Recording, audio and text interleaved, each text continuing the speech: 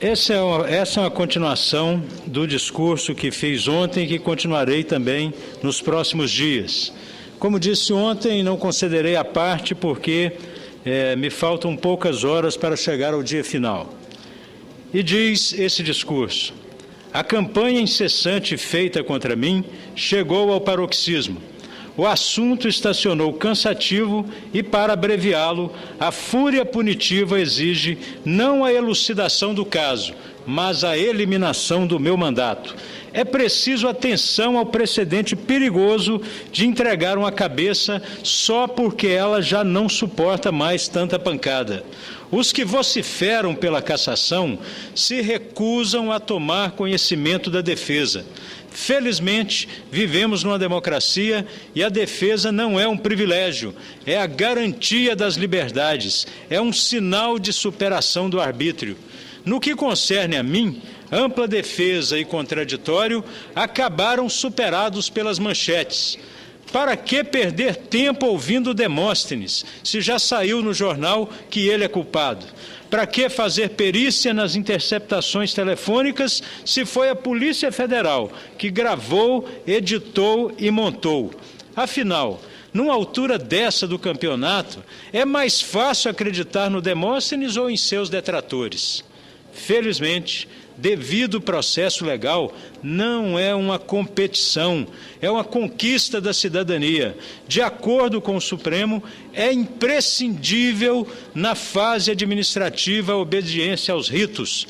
O Senado certamente não se curvará a essa tática de campanha, que sazonalmente instala um parlamentar como alvo e só sossega quando aparece outro na mira. Por que o assodamento? Rapidez em processo não pode ser sinônimo de precipitação. Acusar, denunciar, julgar e condenar são etapas conjugadas com o esgotamento de cada fase da defesa.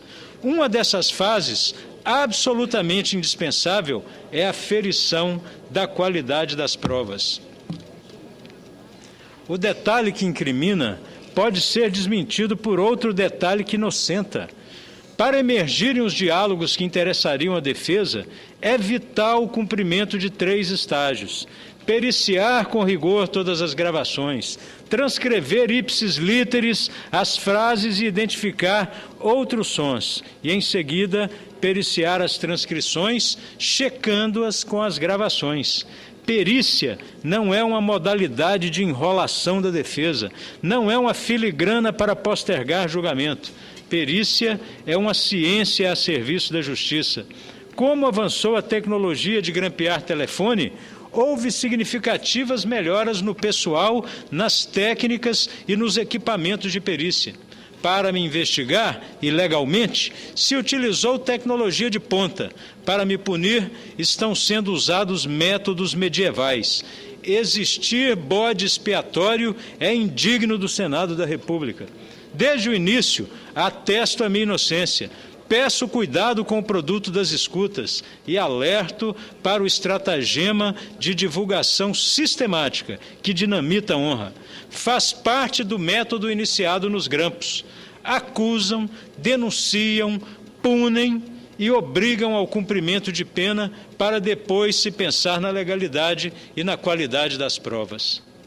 Se ao final se descobrir que o linchado era inocente, não terá a menor repercussão, porque outro personagem do Senado já estará na fogueira para o sacrifício. Para me ouvir diuturnamente, todo dia, toda noite, o dia inteiro, a noite inteira, acompanhando as minhas gravações, a Polícia Federal destinou 4 delegados e 10 agentes de cada vez. Para fazer a degravação completa e a perícia do inteiro teor, alega-se não haver pessoal. Não somente em relação a mim, mas quantas pessoas no Brasil vão pagar com a inocência pela suposta falta de estrutura dos órgãos acusadores? Exemplo de quão essencial é a perícia está no fragmento exaustivamente divulgado, como se eu tivesse pedido R$3.000 para bancar o frete de um avião. Simplesmente fraudaram a transcrição. Esse e outros trechos foram analisados por um dos mais renomados peritos do Brasil, Joel Ribeiro Fernandes, especialista em mídias forenses. Sua manifestação é de que a ausência de autenticidade é diametralmente oposta às fartas evidências de montagens e edições. Abro aspas para ler a conclusão do perito. Não há no material resultante das escutas telefônicas uma prova científica que demonstre que o mesmo é autêntico e que está íntegro, de acordo com o que orienta a medida provisória 2202, dígito 2, de 24 de agosto de 2001, em seu artigo 1º. E o que diz o artigo 1º da mencionada medida provisória? Artigo 1º. Fica instituída a infraestrutura de chaves públicas brasileiras, ICP Brasil, para garantir a autenticidade, a integridade e a validade jurídica de documentos em forma eletrônica, das aplicações de suporte das aplicações habilitadas que utilizam certificados digitais, bem como a realização de transações eletrônicas seguras. O exame técnico do perito é cristalino. Seria ideal lê-lo aqui em sua integralidade, mas o tempo não é disponível para isso. Vou repetir somente a conclusão. Diz o perito: associado à falta de documentação técnica que demonstre a idoneidade do material resultante das escutas telefônicas, são observados robustos indícios de edições nas informações acostadas aos autos. A seguir serão enumeradas algumas dessas evidências que, mesmo sem análise do material original ou em cópia autêntica deste, foram possíveis de ser constatadas e facilmente demonstradas. O perito chegou a outras conclusões, como a de que eu fui realmente grampeado de maneira ilegal. E todo mundo sabe que um parlamentar federal só pode ser grampeado com autorização do juízo do Supremo Tribunal Federal. Não é detalhe técnico comum, é um absurdo político e jurídico.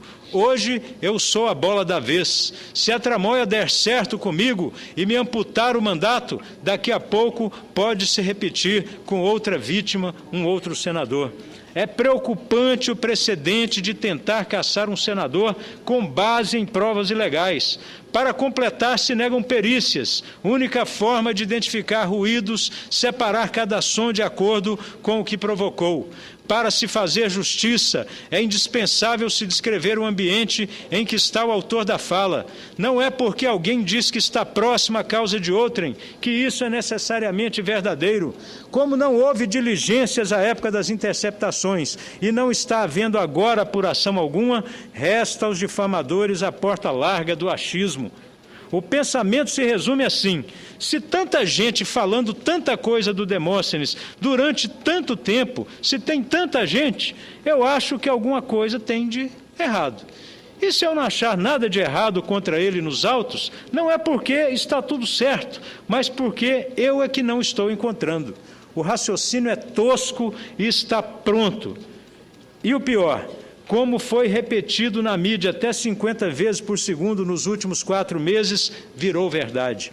O tira-hermeneuta, de propósito, só colocou no papel o que julgou conveniente para a campanha de demolição da minha honra.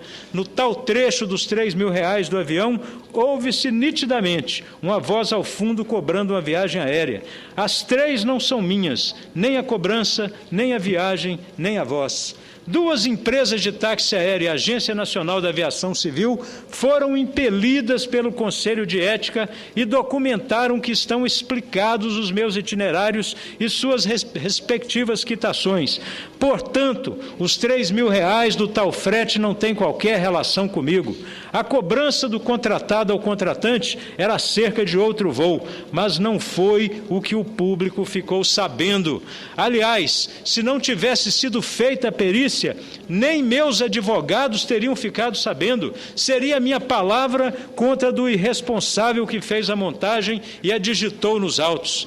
Por enquanto, vem dando certo a estratégia de moer reputação usando o sistema triplo A: investigar ilegalmente, divulgar incessantemente e julgar rapidamente. investigam a moda do arbítrio, divulgam no método Goebbels e julgam no modo turbo. Das 250 mil horas de gravações, foram pensadas frases com o objetivo de enlamear a minha biografia. As frases foram pulverizadas de sorte que dezenas de veículos de comunicação dessem furos. Ninguém duvidava da fonte. Afinal, quem estava vazando eram autoridades de organismos persecutórios ilibados. Ninguém duvidava do texto, afinal, seu autor era um tira hermeneuta que supostamente relatou com fidelidade o que ouviu. Ninguém duvidava dos áudios, afinal, as vozes eram atribuídas nos relatórios e os termos geralmente inteligíveis. Esse foi o enredo de criação da atmosfera para, de repente, eu ser um cara. Surgiu insignificante. Mais um minuto, senador. Peço a Vossa Excelência um pouco mais de tolerância. Se Vossa Excelência puder me dar mais 5 minutos, é para concluir apenas. E tinha combinado com a mesa que, se Vossa Excelência me pudesse fazer assim, eu ficaria grato. Esse foi o enredo de criação da atmosfera para, de repente, eu ser um caso sem jeito. A notícia surgia insignificante, e o que de manhã era ilação, à tarde já era fato e à noite transitava em julgado. De uma hora para outra, quem confiava em mim deixava de crer sem que nada de importante tivesse acontecido, apenas porque surgiam novas manchetes sobre o assunto de sempre. Não importava o que havia na manchete, se era verdadeira ou não. Os autos foram de tal modo preparados para gerar manchetes que os agentes encarregados da transcrição puseram títulos nos diálogos. O artifício, senhores senadores, da máquina de moer reputação foi bem sucedido, pois o título da transcrição virava título do jornal em letras garrafais. O que o policial decidiu que era certo, virava certeza indiscutível. Para dar um exemplo prosaico, se numa conversa de terceiros alguém se referisse a outrem com o apelido de gordo ou gordinho, o policial que transcreveu colocava na frente entre parênteses Demóstenes em maiúscula. Se a alcunha fosse doutor, escrevia Demóstenes também. Se falasse a palavra professor, nem vacilava, Demóstenes entre parênteses. Dezenas de agentes acompanharam os grampos, deslocados de outras unidades da federação para me investigar de perto, e eles decidiram me transmutar nos diversos gordos, gordinhos, professores e doutores citados nos grampos. Como eu nunca fui doutor, deixei de ser professor em 87 e de ser gordo em janeiro de 2009, a única explicação é que não ligaram o apelido à pessoa. Menos para as manchetes. Se no diálogo estava a palavra gordinho e a transcrição punha meu nome, mais um furo de reportagem, com o Demóstenes aprontando alguma. Assim se desenhou o atual cenário, num método eficiente. Quando a vítima se dá conta, já foi transformada em algoz e proibida de lutar pela sua sobrevivência.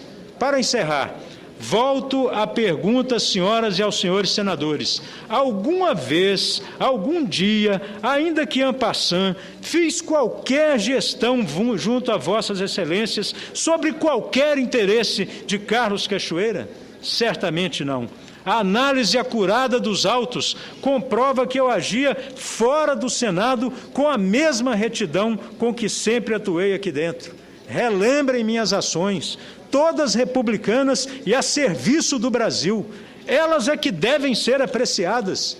Aqui estamos entre os melhores hermeneutas dos países, os senadores da República, e se entre nós a análise for puramente política, poderei ser crucificado ou enaltecido. É nesse sentido, lato sensu, que peço para me julgarem pelo que fiz. Não posso ser responsabilizado por interpretações dissociadas da realidade fática. Confio na capacidade de discernimento das senhoras senadoras e dos senhores senadores. O Senado não vai se render a pressões fabricadas para que a opinião pública seja opinião publicada. Foi dito a exaustão que fica mal para o Senado me absolver. A leitura atenta dos autos indica o contrário. O que fica mal para o Senado é validar agressões à Constituição e a seu guardião, o Supremo Tribunal Federal. Por essa casa passaram os textos da Carta Magna e as nomeações do Supremo. É vital respeitar a ambos e a segurança jurídica de aguardar que o Tribunal Federal decida sobre a validade das interceptações telefônicas. O que fica mal para o Senado é sacrificar um mandato em meio a um clima tramado para ejetar um senador. Insisto na ilegalidade das provas, questionando a qualidade das escutas e sua degravação. Para sanar as duas questões, não existe mistério algum. Basta esperar as providências adequadas, no resguardo dos direitos constitucionais à disposição de todos os brasileiros. Reafirmo a todas as senhoras e a todos os senhores senadores, sou inocente e o tempo provará isso. Quero o tempo necessário. Quero permanecer no Senado para poder provar essa minha inocência. Honrar ao país, honrar aos meus eleitores, honrar ao Brasil, como sempre fiz até hoje. Muito obrigado, senhoras e senhores senadores.